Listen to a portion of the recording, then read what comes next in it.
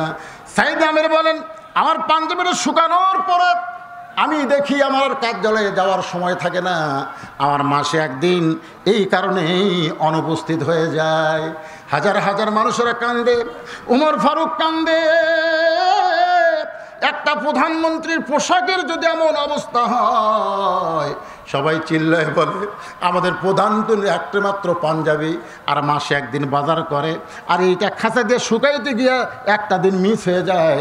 এটা যদি আমরা জানতে পারতাম তাহলে কেন কার্যালয়ে আসে না, এই 3 নম্বর অভিযোগ আমরা কোনোদিন করতাম না। আমির আল মুমিনিন সর্বসম্মতি কোণে আমরা 3 নম্বর অভিযোগকে উইথড্র করে নিলাম। লিল্লাহে তাকবীর। উমর ফারুক বললেন, মারাত্মক অভিযোগ এখনো তোমার বাকি আছে। সেই 4 নম্বর অভিযোগ হলো, রাত্রেবেলা তুমি যখন ঘরের দরজা বন্ধ করে দাও, শত ডাকাডাকি করলেও নাকি তুমি দরজা খোলো না। এই শত ডাকাডাকি করলে দরজা খোলো না, আর আমি অর্ধ পৃথিবীর খলিফা হইয়া রাত্রেবেলা ঘুমাইতে পারি না। রাত্রেবেলা মানুষের দুঃখ কষ্ট নিজের চোখে দেখার জন্যে আমাকে ছদ্মবেশ ধারণ করতে হয়। জোরে করার কথা ঠিক কিনা? দেখেনি হযরত ওমর ফারুক কেবল সাহাবীর দিকে তাকাইছেন, সুবহানাল্লাহ বলেন। ইতিমধ্যে 3-4 জন লোক দাঁড়ায় গেছে। উমর ফারুক দেখতেছে এরা তো মসজিদ নববীতে আমার পিছনে নামাজ আদায় করা মুসল্লি না, এদেরকে একটু নতুন নতুন লাগতেছে। ওমর ফারুক বললেন, তোমরা কারা গো? তোমাদেরকে নতুন নতুন মনে হয়? ওই 4-5 জন বলতেছে, আমির আল মুমিনিন, আমাদের বাড়ি হলো ইয়ামিন দেশে। আমাদের বাড়ি কোথায়? ইয়ামিন দেশে। আমরা ইয়ামিন দেশের প্রতিনিধি আপনার কাছে এসেছি অভাবী মানুষের সাহায্যের তালিকা নিয়ে। অভাবী একদল মানুষের সাহায্যের তালিকা নিয়ে আমরা আপনার কাছে এসেছি। ওদিকে কি দেখেন? হুন্ডার শব্দ শোনেন? হ্যাঁ, আমার মাইকের সাউন্ড কি সবার কানে ঠিক মতো যাচ্ছে? যদি যায় তো অন্যদিকে তাকানোর তো সময় নেই।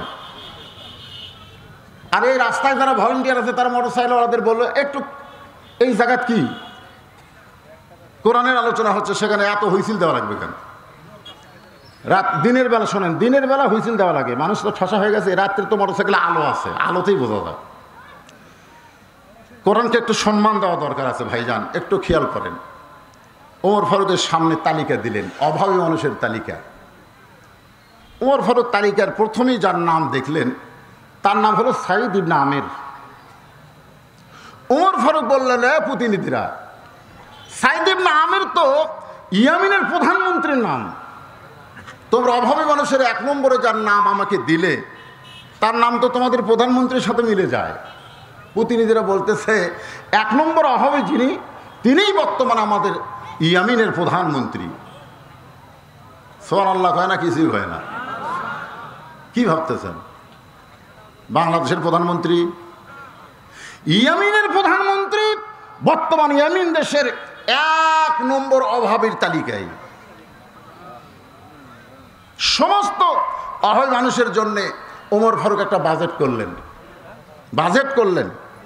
আর প্রধানমন্ত্রীর জন্য সাইদ ইবনে আমিরের জন্য আলাদাভাবে একটা থলিয়া দিলেন, টাকার থলিয়া। যে প্রধানমন্ত্রী যদি গরিব হয়, প্রধানমন্ত্রী শুধু মন্ত্রিত্ব চালায় না, মসজিদের ইমামতিও করা লাগে। জোরে কোন কথা ঠিক কিনা?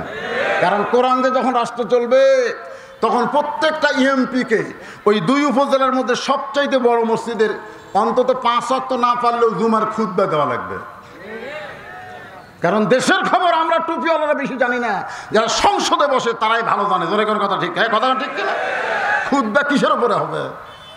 ওই 1000 বছর আগে যে ঘটে গেছে ওই কাহিনীর উপর খুতবা? বর্তমানে বাংলাদেশের দ্রব্যমূল্যের দাম কেন বাড়তেছে? রাশিয়া ইউক্রেনের যুদ্ধের কারণে না অন্য কোনো কারণে? কেন বাংলাদেশ থেকে কোটি কোটি টাকা বিদেশে পাচার হচ্ছে? এই বিষয়ের উপরে জনগণকে ইমাম সাহেব ধারণা দিবার গেলেই ইমামের চাকরি যাবে। জোরে কোন কথা ঠিক না? চাকরি থাকবে না। কিন্তু এই ঘোষণা যদি এমপি দেয়, তার চাকরি খাওয়ার কোনো মরদ আছে? ওমর ফারুক চিন্তায় পড়ে গেলেন, ইয়েমেনের প্রধানমন্ত্রী যদি এমন গরিব হয় তাহলে ইমামতি করতেছে কেমনে? এরা আলাদা একটা টাকার থলিয়া দিয়ে বললেন, এটা তোমাদের প্রধানমন্ত্রীকে দিও, আর এগুলো হয় মানুষের দিয়ে দিও। মদিনা থেকে প্রতিনিধিগুলো ফিরে এসে ইয়ামিনের সমস্ত ওই মানুষের কাছে তাদের যেটুকু পাওয়া ছিল তা পৌঁছায় দিল। আর যেটা সাইদ ইবনে আমিরের জন্য ওমর ফারুক পাঠাইছে, ওই প্যাকেটটা তার হাতে দেওয়ার সঙ্গে সঙ্গে তিনি বলতেছেন, কি আছে প্যাকেটে?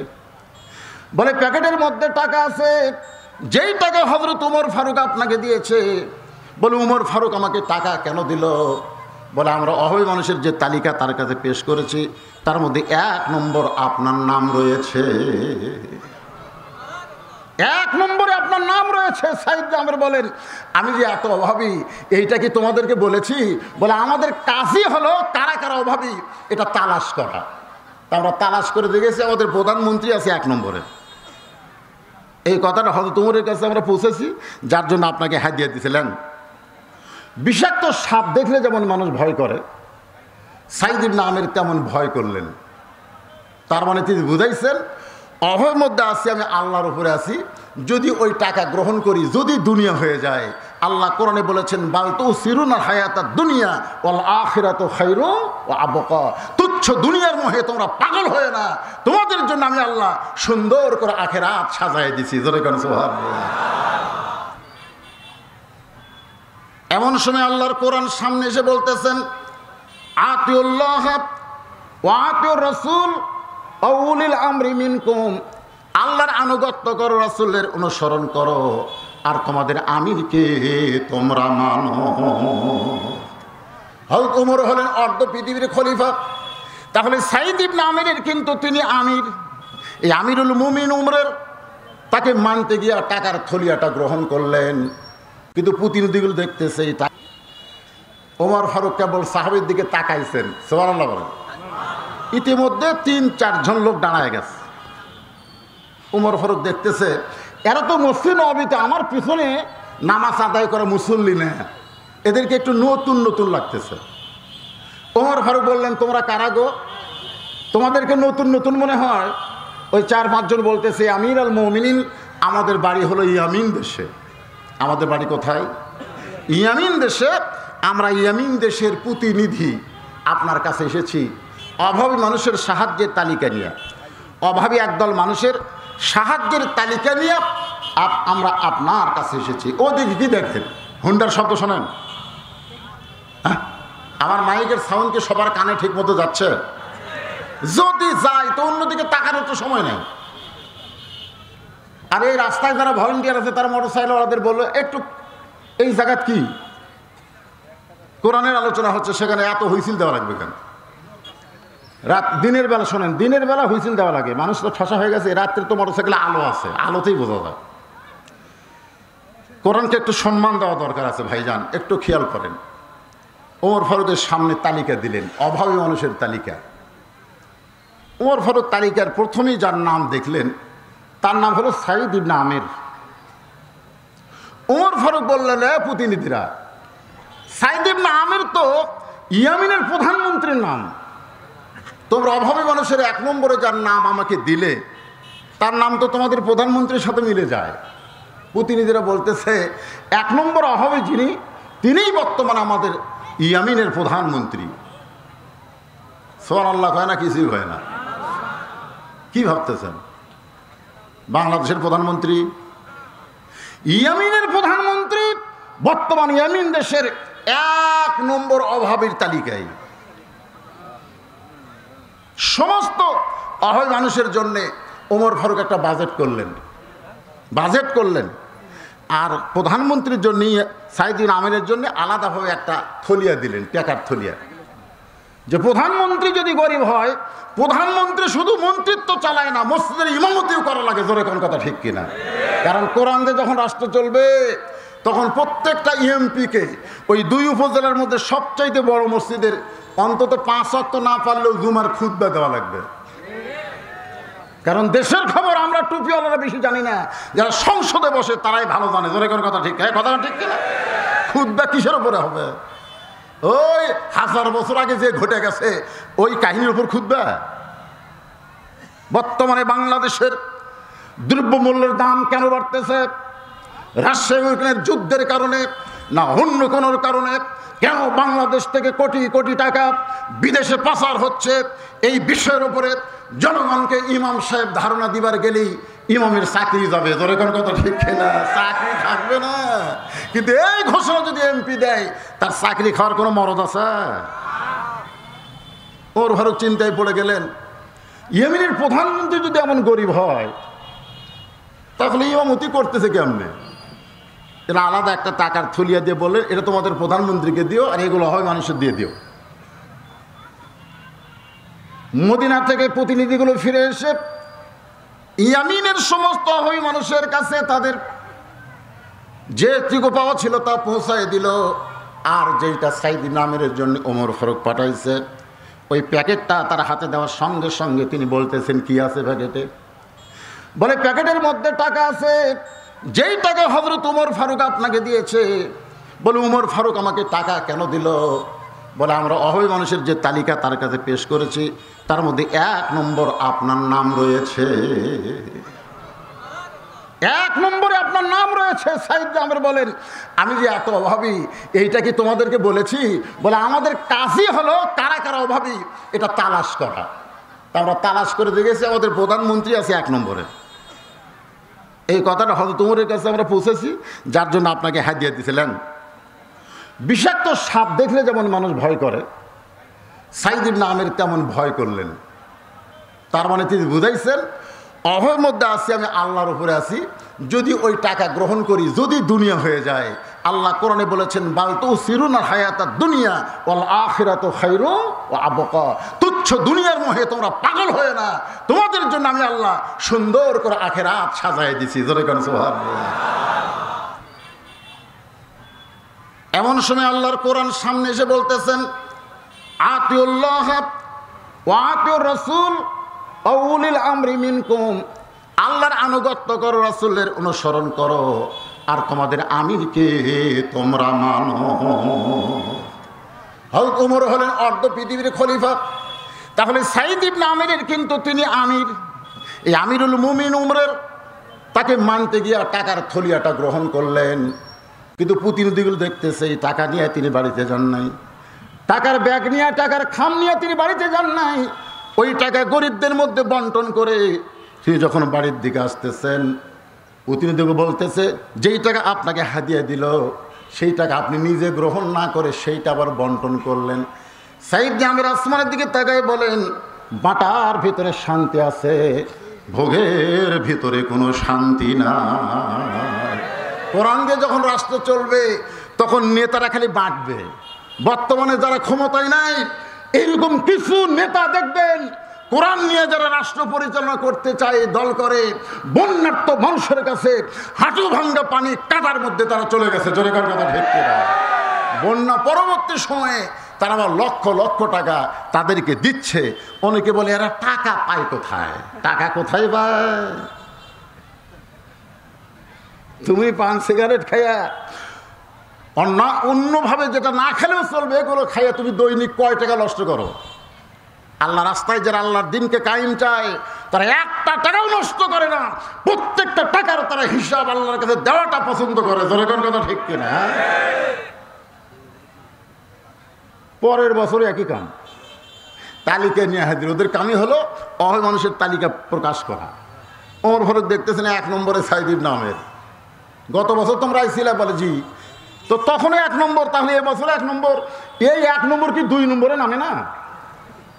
আমি যে তাকে কিছু হাদিয়া দিলাম, বলে আপনার হাদিয়া গ্রহণ করছে ঠিকই, কিন্তু নিজে না নিয়ে সেটা অহৈর মধ্যে বন্টন করে দিচ্ছে।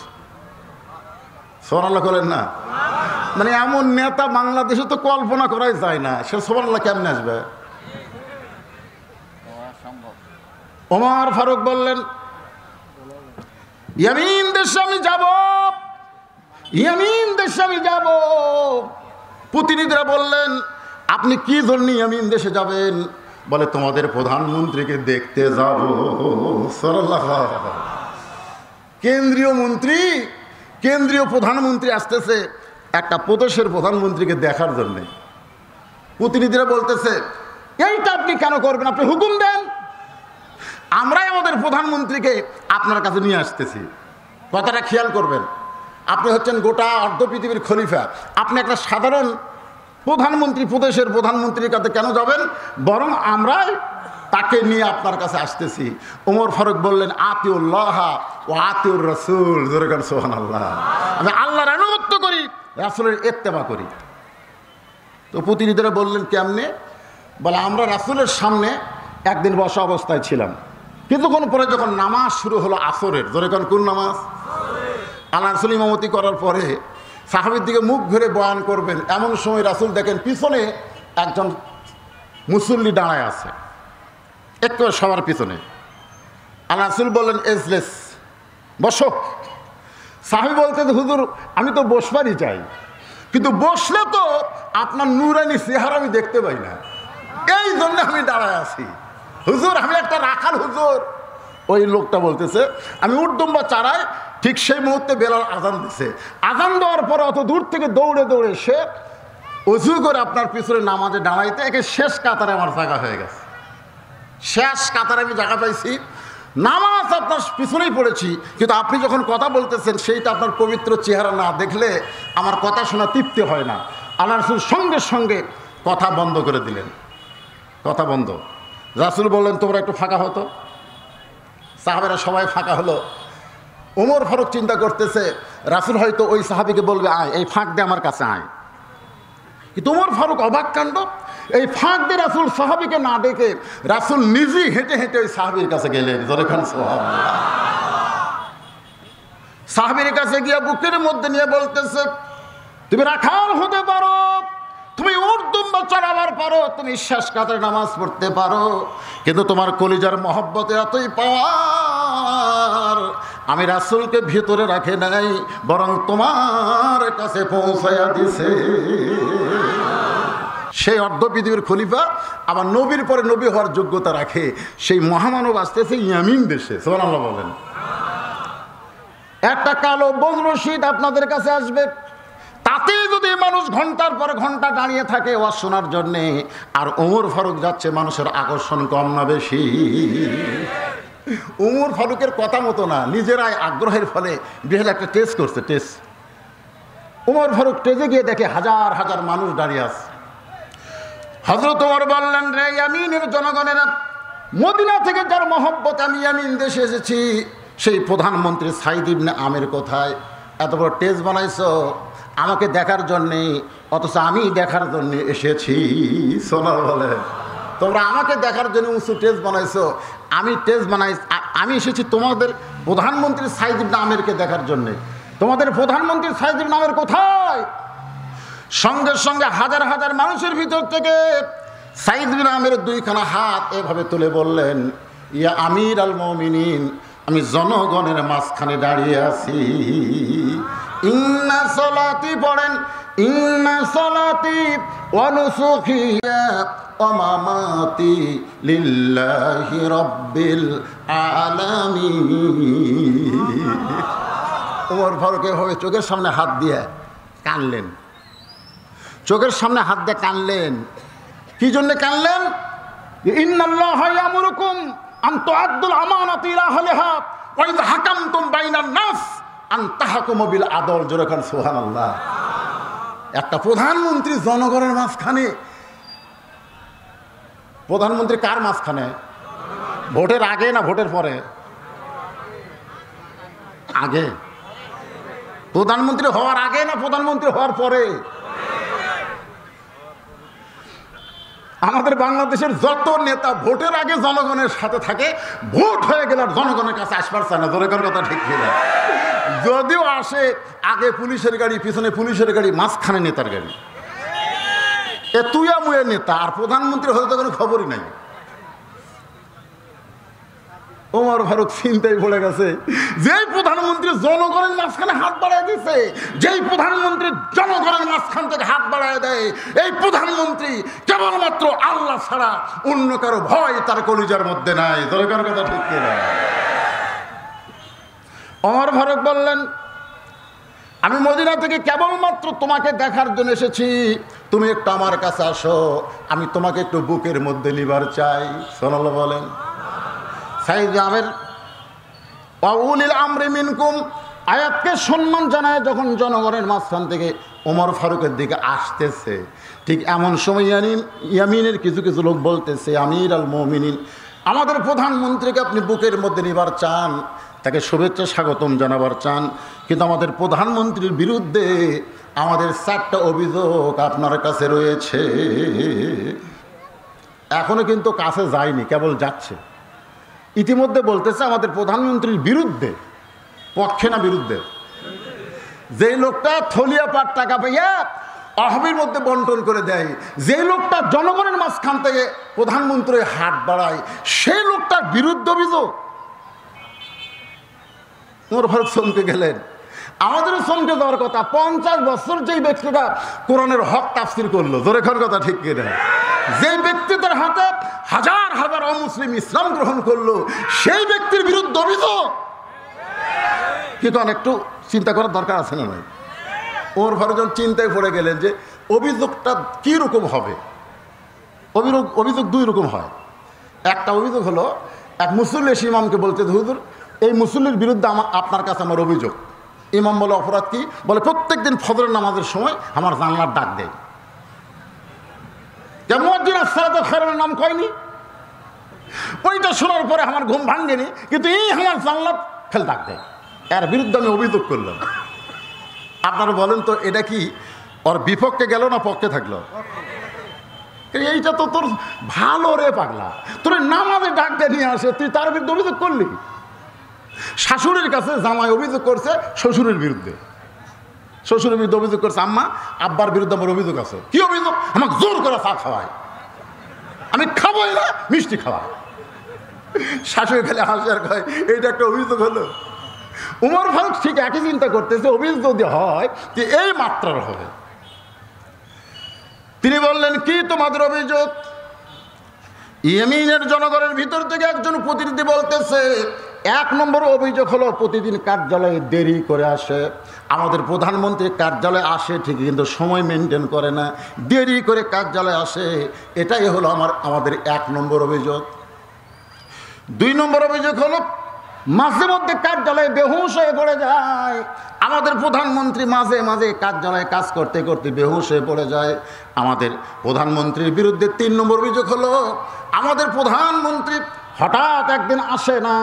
দেখলাম কার্যালয়ে প্রধানমন্ত্রী হঠাৎ একদিন আসেই নাই।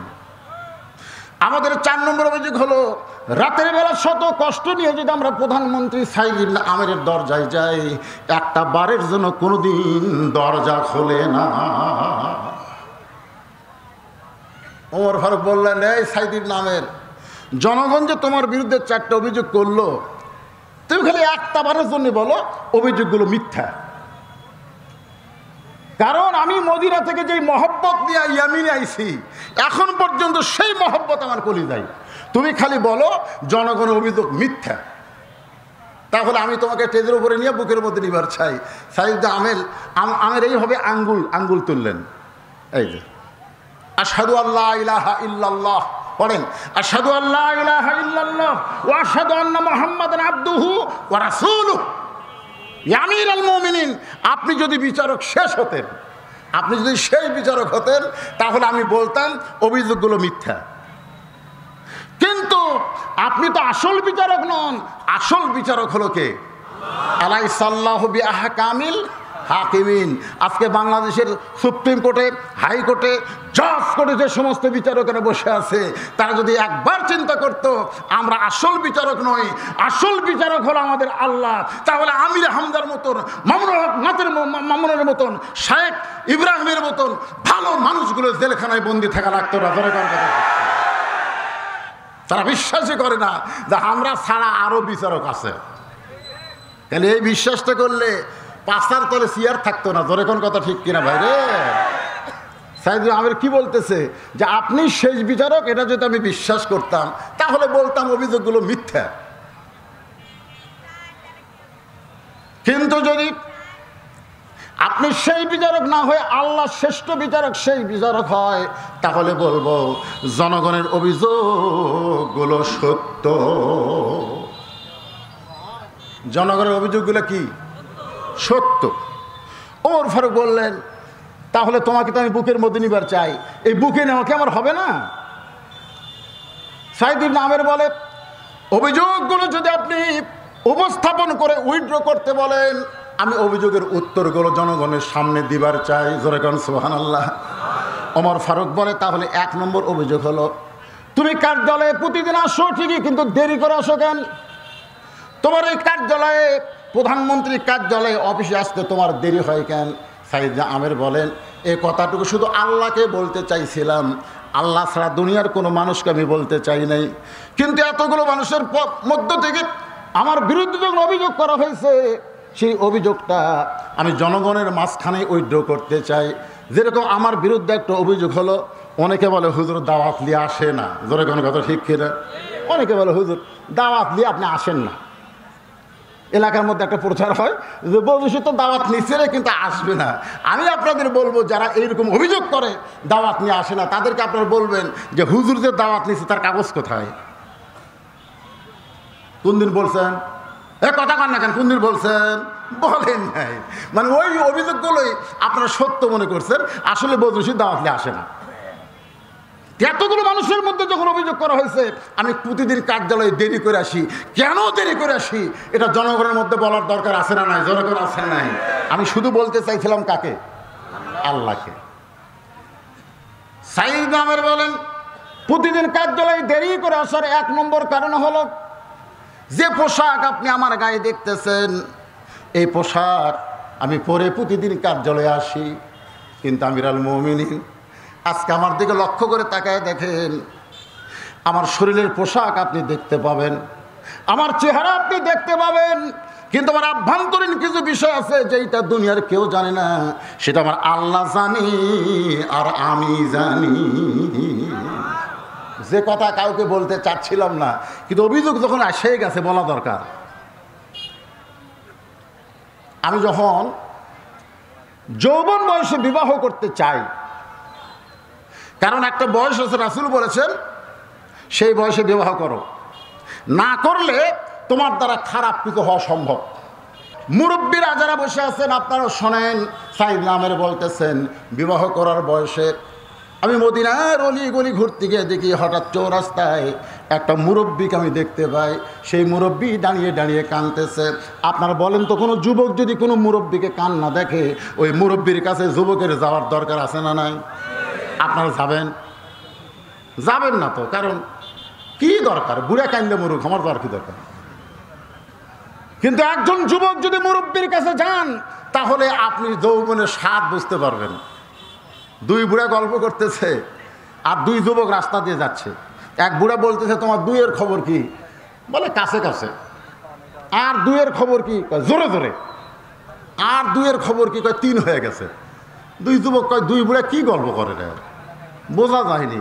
দূরে থেকে বোঝা যাবে না, কাছে যাই। এবার কাছে গিয়ে বলতেছে, ও দাদারা আপনারা কি গল্প করতেছেন? ও যে আপনাকে বললো 2-এর খবর কি, আপনি বললেন কাছে কাছে। তখন বলতে ভাই, ও আমাকে বলতে তোমার 2 চোখের খবর কি? আমি বললাম কাছে কাছে দেখি, দূরে দেখি না। তারপরে বলতেছে তোমার 2 কানের খবর কি? আমি বললাম জোরে জোরে বললে শুনবার পাই, আস্তে করে শুনি না। তারপর আমারে বললো তোমার 2 পায়ের খবর কি? বলে এখন 3 হয়ে গেছে ভাই, লাঠি ছাড়া হাঁটতে পারি না। যুবকেরা দেখতেছে ঠিকই তো চাই, আমাদেরও একদিন এমন অবস্থা হবে। জোরে কোন ঠিক কিনা ভাই? তাহলে যুবকেরা মুরব্বীদের কাছে যাওয়ার দরকার আছে না নাই? এবার সাইদ আমের বলেন, আমি যৌবন অবস্থায় ওই মুরব্বীর কাছে গিয়া বলতেছে, মুরব্বী কানবেন, ঘরের মধ্যে কানবেন, রাস্তায় এমন করে কান্দেন কেন? আপনার যদি কান্দার শখে হয়, দরজা জানলা বন্ধ করে কানবেন আল্লাহর কাছে। এ রাস্তায় কান্দা আপনার কী লাভ হবে? মুরব্বী বলতেছে, আল্লাহর কাছে বহু কানছি, কাম হয়নি। আল্লাহর কাছে বহু কানছি, কাম এই যে রাস্তায় কানতেছি।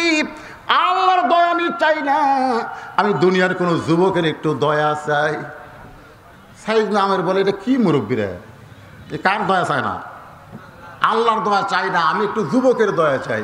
মুরব্বী বলে, আল্লাহর দয়া চায় না কেন, চান না কেন? বলে বহু চাইছি আল্লাহর কাছে, গোপনে তাহাজ্জুদ পড়ে নামাজ পড়ে আল্লাহর কাছে কানছি, কিন্তু কাম হয় না। এই জন্য আল্লাহর কাছে না কানতে রাস্তায় কানতেছি। তোমার কি দয়া হচ্ছে? সাইদ নামের বলে, আমার একটু দয়া হয়েছে। তো তাহলে দয়া হলে এখন কি আমার কথা শুনবে? বলে কি বলবেন? বলে আমার বাড়িতে একটা পঙ্গু যুবতী মেয়ে আছে। আমার বাড়িতে একটা পঙ্গু যুবতী মেয়ে আছে, জন্মের সময় হাত পা লুলা হয়ে জন্মেছে, কিন্তু যুবতী এখন হয়ে গেছে। এই পঙ্গু অসহায় মেয়েটাকে আমি বিয়া দিব কার কাছে?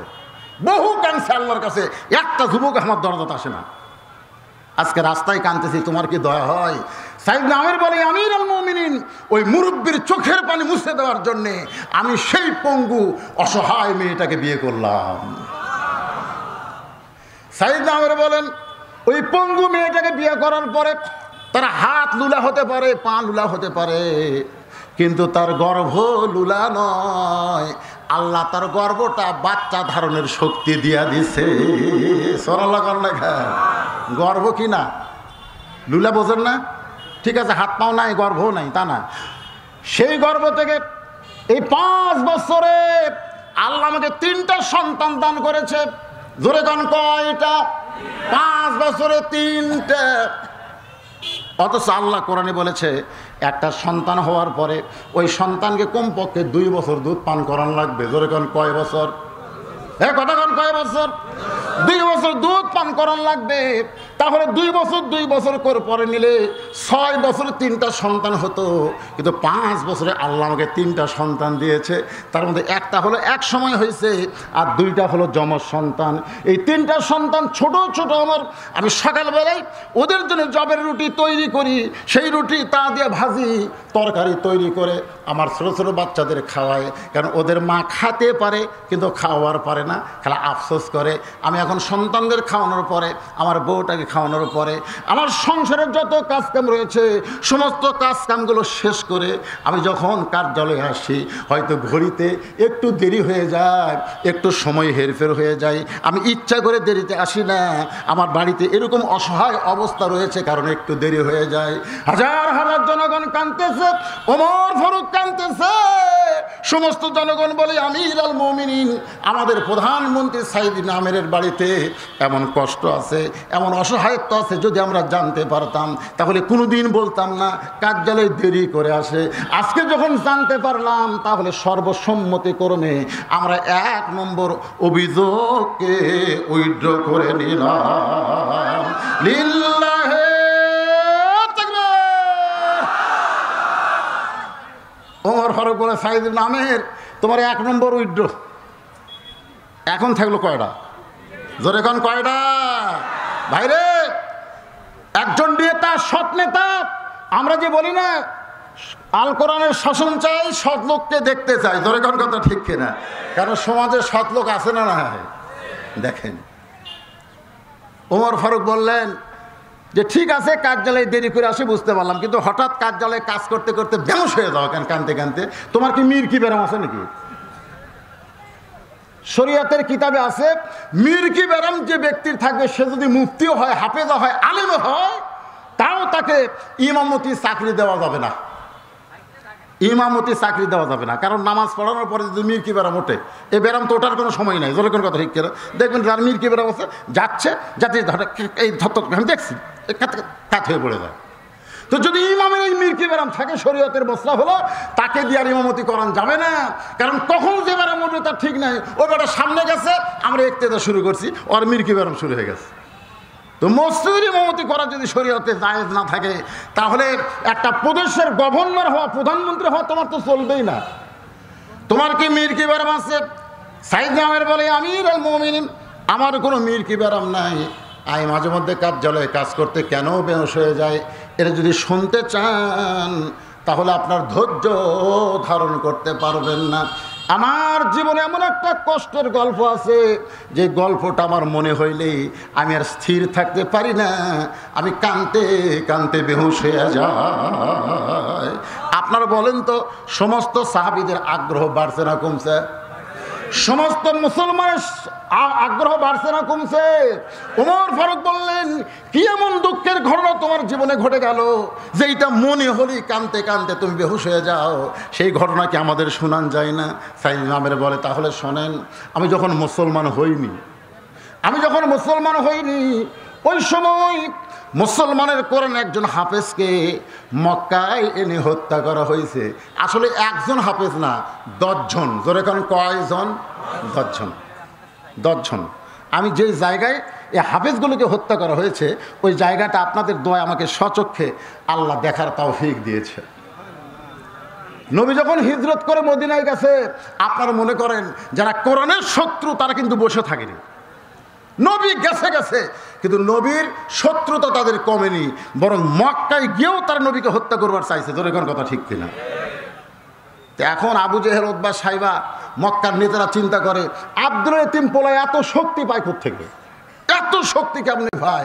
তখন একজন বলতেছে তার কাছে যে আল্লাহর কোরআন আছে, যার কাছে কোরআন আছে তার কাছে আল্লাহর একটা সরাসরি শক্তি আছে। ধরে কোরআন আছে না নাই? সেই কোরআনের আলোকে নিভে দেওয়ার জন্যে তখন কাফেররা চক্রান্ত করলো, ওই হাফেজগুলোকে আস্তে আস্তে দুনিয়া থেকে নিভে দেওয়া লাগবে। তো ওখান থেকে 10 জন হাফেজকে তারা দাওয়াত করে মক্কায় নিয়ে আইছিল। তাদের কথা ছিল এইরকম যে আমরা নবী হিজরতের পরে মক্কা থেকে মদিনায় হিজরত করতে পারিনি, আমরা অসংখ্য মুসলমান এখনো মক্কায় আছি যারা গোপনে ঈমান গ্রহণ করে আল্লাহর কোরআন থেকে শিক্ষা নিবার চাই, কিন্তু কোরআনের শিক্ষা দেওয়ার মতো কোনো হাফেজ মক্কায় নাই।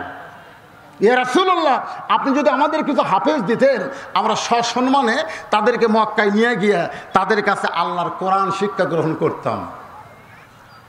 এই কথাগুলো কিন্তু তারা অন্তর থেকে বলেনি। কি যে বলছে? আমার কথা কি বুঝতে পারতেছেন না?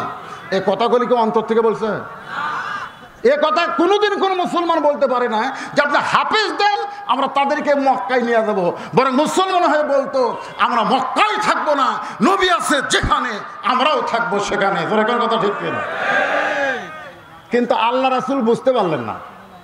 আপনারা অনেকে এখন চিন্তা করেন, অনেকে বলে না নবী গায়েব জানে। ভাই, তেজের উপরে এত গল্প করা যাবে না তো, ঈশার ইঙ্গিতে কাম করে। আল্লাহ নবী গায়েব জানে।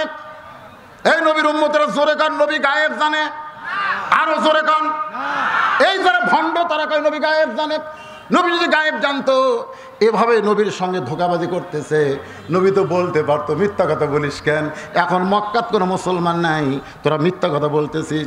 যখন আয়েশার গলার হাড় হেরে গেল তখন আয়েশা সম্পর্কে, উম্মাহাতুল মুমিনিন সম্পর্কে নবীর কাছে একটা ঘটনা একজন মুনাফিক তুলে ধরলো। এই ঘটনাকে বলা হয় ইফকের ঘটনা। ধরে কান, কিসের ঘটনা? নবী যদি গায়েব জানতো তাহলে বলতো তুই মুনাফিক, আমার আয়েশার এই অবস্থা হয় নাই। কিন্তু নবী গায়েব জানে বলে আয়েশার কাছ থেকে একটু সরে গেলেন। তারপরে আল্লাহ কোরআন নাজিল করলেন। এখান থেকে বুঝে গেল আমার নবী জানে না যতক্ষণ আল্লাহ না জানা। নবী বললেন খায়রুকুম মান তাআল্লামাল কোরআন ওয়া আল্লামাহ। ওই ব্যক্তি হলো পৃথিবীর সবচাইতে সম্মানিত যে আল্লাহর কোরআন শিখেছে এবং অপরকে কোরআনের শিক্ষা দেয়।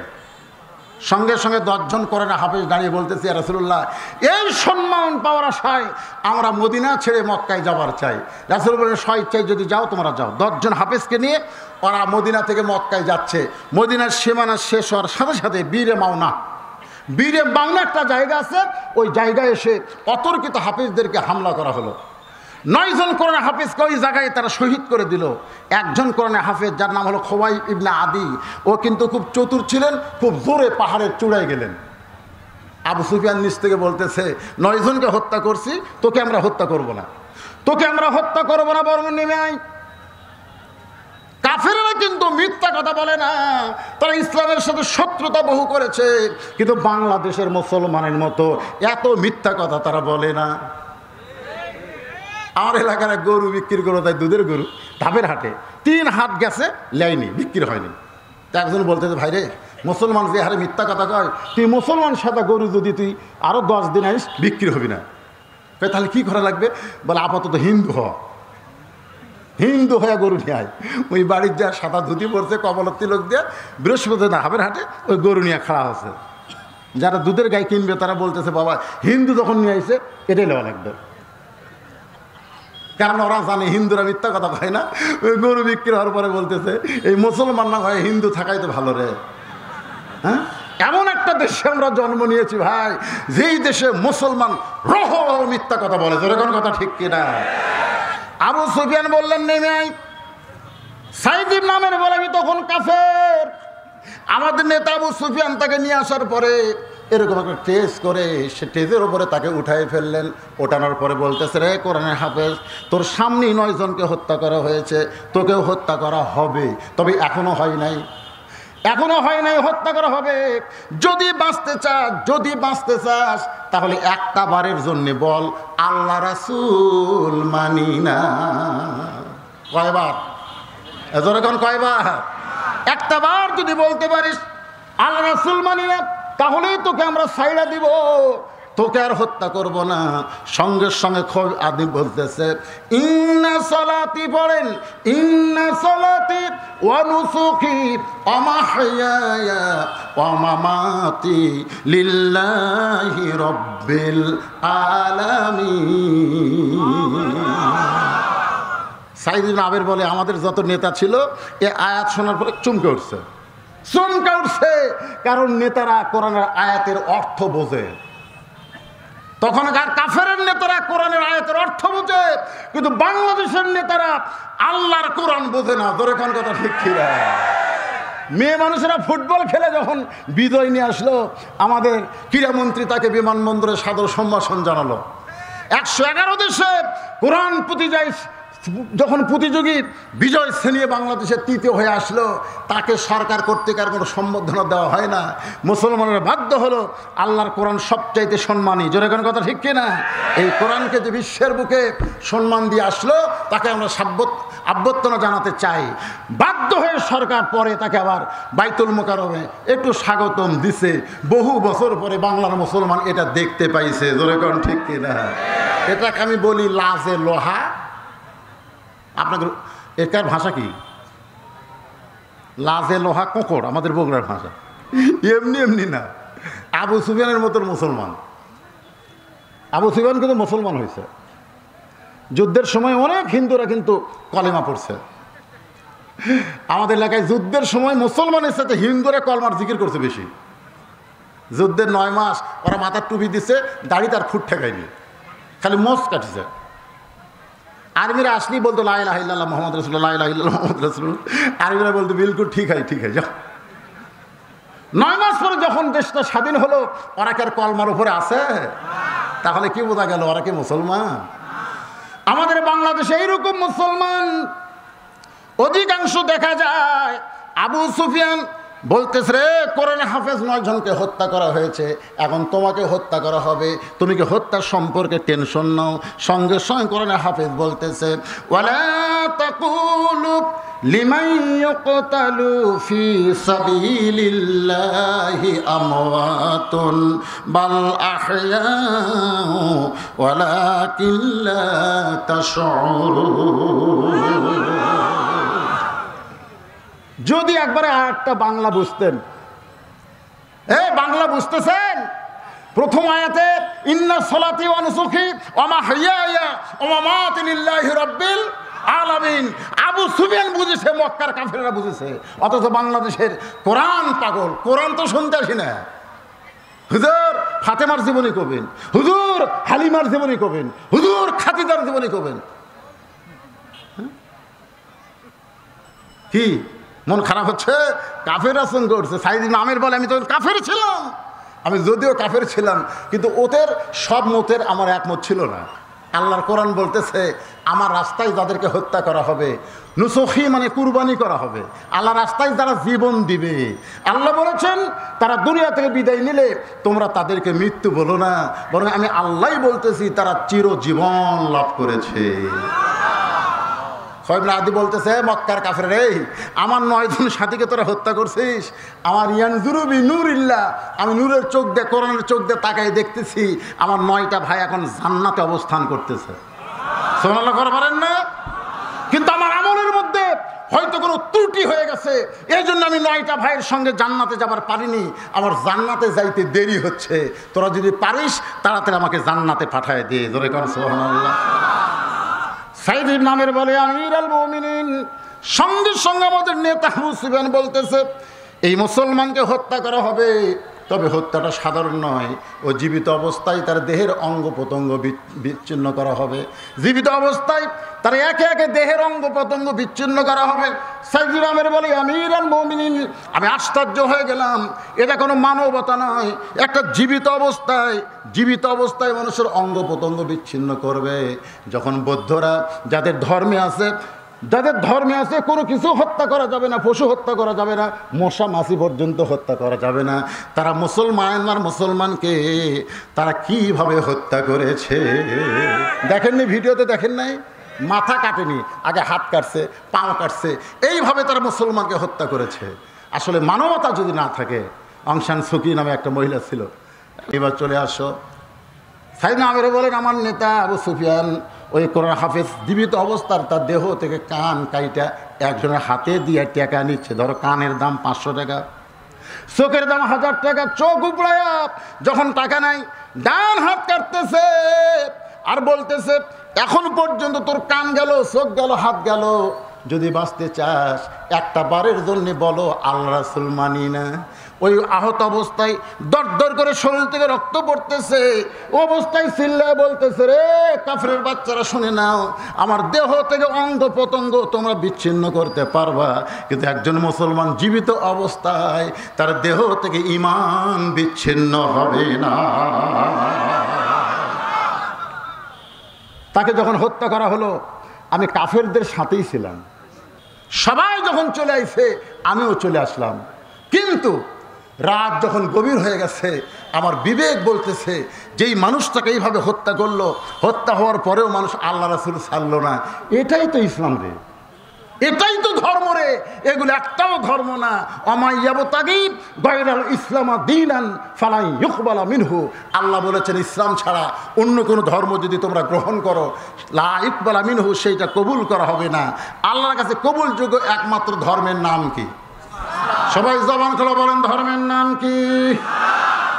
সাইদনা আমের বলেন, গভীর রাত্রে ওই মুসলমান পড়ে আছে, তার কান পড়ে আছে, হাত পড়ে আছে, মানে ওরা তো খেলা খেলে চলে গেছে। আমি সবগুলো করে করে একটা টোপলা করে, গোস্তের টোপলা করে, আমি কাঁধে করে ওই মুসলমানকে নিয়ে গেলাম মদিনার সীমানায়। মদিনার সীমানায় গিয়ে তাকে সুন্দর করে দাফন করে আমি চলে গেলাম সকালবেলায় নবীর দরবারে। আল্লাহ নবী আমার দিকে তাকায়া চোখ দুইটা পানিতে টলমল টলমল করতেছে, আমাকে বলতেছে, একজন মুসলমানকে জান্নাতে নিয়ে গেল কিছুক্ষণ আগে, আর একজন মুসলমান জান্নাতে যাওয়ার জন্য দরজায় পা দিয়েছে। সাইদনা আমের বলেন, ইয়া রাসূলুল্লাহ, আপনি কি জানেন? রাসূল বললেন, মা হাদান ইয়াদখুলুল জান্নাতা ইউহিব্বু ইয়ারজি ইলাদ দুনিয়া ওয়ালা হুম আলাল আরদি মিন শাইইন ইল্লা শাহীদুন ইয়া তামান্না ইয়ারজি ইলাদ দুনিয়া ফায়ুক্তাল আশারা মাররাতান লিমা ইয়ারা মিনাল কারামাতি। রাওয়াহুল বুখারী কিতাবুল মাগাজি। আল্লাহ রাসূল বললেন, আল্লাহ রাস্তায় শহীদ করা হওয়ার পরে ওই শহীদদেরকে যখন জান্নাতে রাখা হয়, ওরা খালি দুনিয়াতে আসার জন্য ছটফট করে। আল্লাহ বলে, এই তোদেরকে জান্নাত দেওয়া হয়েছে, দুনিয়াতে যাবার কেন? ওরা বলবে, আল্লাহ দুনিয়া জান্নাতে কোনো শান্তি পাচ্ছি না, আল্লাহ আমরা দুনিয়াতে যাবার চাই। আল্লাহ বলে, জান্নাতে থাকার পরে দুনিয়াতে কেন যাবা? ওই শহীদ ব্যক্তিরা বলবে, শাহাদত যে কি সৌন্দর্য, শহীদ হওয়ার সময় যে কি মজা, এটা যারা শহীদ হয়েছে তারাই বুঝতে পারে। ফায়ুক্তাল আশারা মাররাতান, কম করে হলে আমরা 10 বার শহীদ হব, 10 বার শহীদ হব, বারবার শহীদ হব, কিন্তু জান্নাতে থাকতে চাই না। ধরে কর না সুবহানাল্লাহ। তাহলে শাহাদতের মধ্যে কি শান্তি, যেই শান্তি জান্নাতে পাওয়া যায় না। আর বাংলার মুসলমান অন্যায়ের বিরুদ্ধে প্রতিবাদ করতে চায় না। ধরে কর কথা ঠিক কিনা? আমার মায়ের একটু মনোযোগ দিয়ে শোনেন, আমি আপনাদের কাছে বলতে, সাইদনা আমের বলে, আমিরুল মুমিনিন, আমি ওই গভর্নর হওয়ার পরে ওই খালিদ বিন আদির চেহারা যখন চিত্র আমার চোখের সামনে ভেসে ওঠে, আমি তখন কাঁদতে কাঁদতে বেহুশ হয়ে যাই। কখন বেহুশ হব, কখন বেহুশ হব এটা আমি জানতে পারি না। হঠাৎ 2-1 দিন বেহুশ হয়ে যায়। এখন বলেন তো, এটা কি আমার মেয়েকে রোগ নাকি? সমস্ত লোকেরা কান্দের বলে, ইয়া আমিরুল মুমিনিন, আপনি মাঝে মধ্যে কার্যালয়ে বেহুশ হয়ে যান। এই কারণে আমরা যদি আগে জানতাম তাহলে আমরা কোনোদিন অভিযোগ করতাম না। সর্বসম্মতিক্রমে মাঝে মধ্যে কার্যালয়ে বেহুশ হয়ে পড়ে যান, এই 2 নম্বর অভিযোগকে আমরা উইথড্র করে নিলাম। লিল্লাহে তাকবীর। ওমর ফারুক বলে, রে সাইদনা আমের, 4টা অভিযোগের মধ্যে 2টা উইথড্র হলো, এবার 3 নম্বর অভিযোগ হলো, তুমি হঠাৎ একদিন আসোই না। এদিকে ভালোই বোঝা গেল, আসো দেরি করে, আসার পরে কাজ করতে করতে বেহুশ হয়ে যাও, কিন্তু হঠাৎ যে একদিন আসোই না। এই হঠাৎ না আসার কারণ কি? বলে, হঠাৎ না আসার কারণ হলো আমি মাসে 1 দিন বাজার করি। সুবহানাল্লাহ কবেন না? মাসে কয় দিন? 1 দিন রে, প্রধানমন্ত্রীর বাজার মাসে 1 দিন। সেটা কাকু দিয়ে করানোর মতন তৌফিক নাই, তো নিজে করতে হয়। মাসে একদিন বাজার।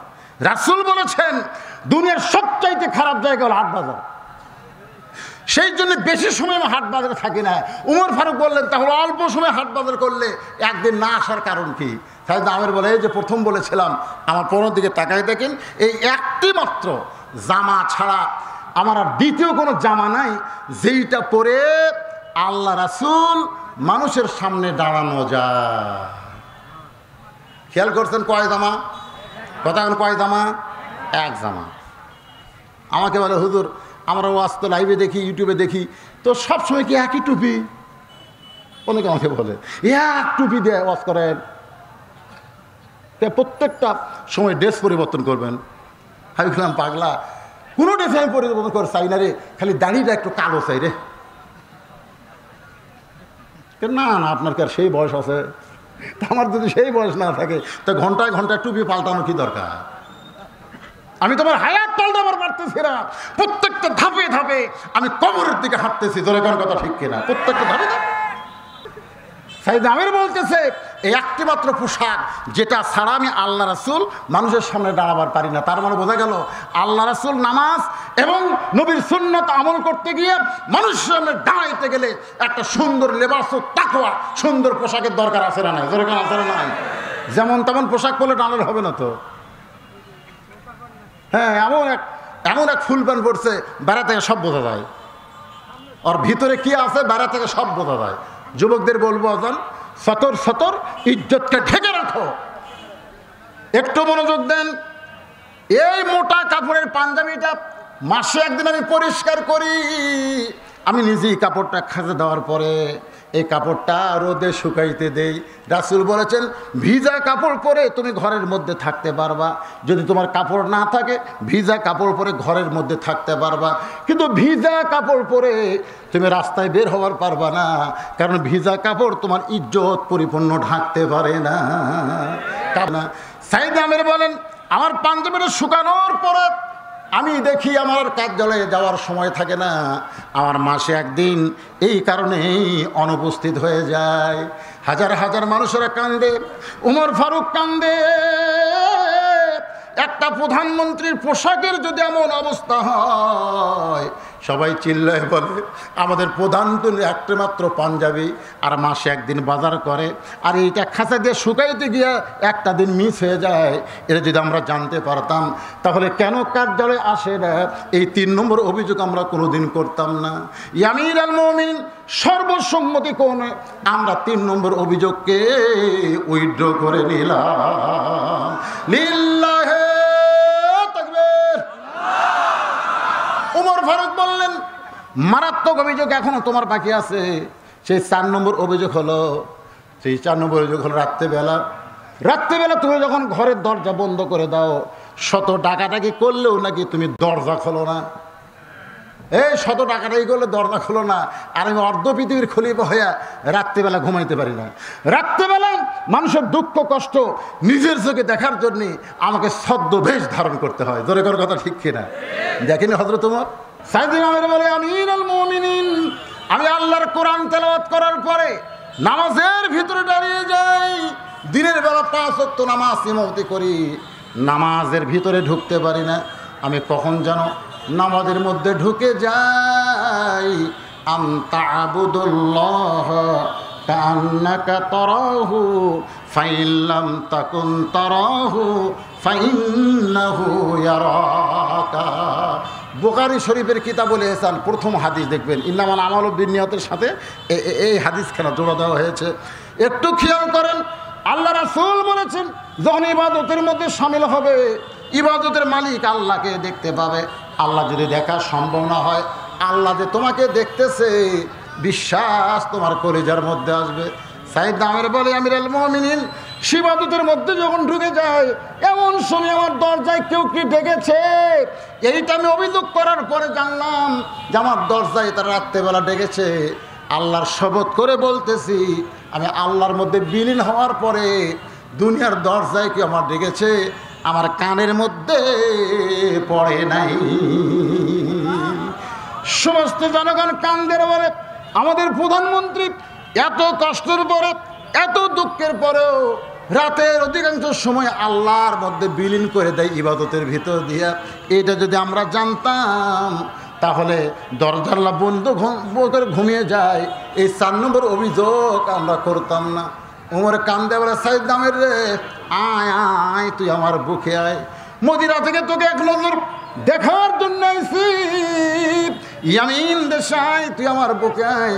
সাইদ নামের যখন হয়তো ওমর ফারুকের কাছে, ওমর ফারুক কপালে একটা চুমা দিয়ে বলতেছে, ভাই আমি রাতের অন্ধকারে আমি দুঃখী মানুষকে খুঁজে বেড়াই, আর তুমি রাতে দুঃখী মানুষ না, আল্লাহ তোমারে খুঁজে নেয়। সুবহানাল্লাহ।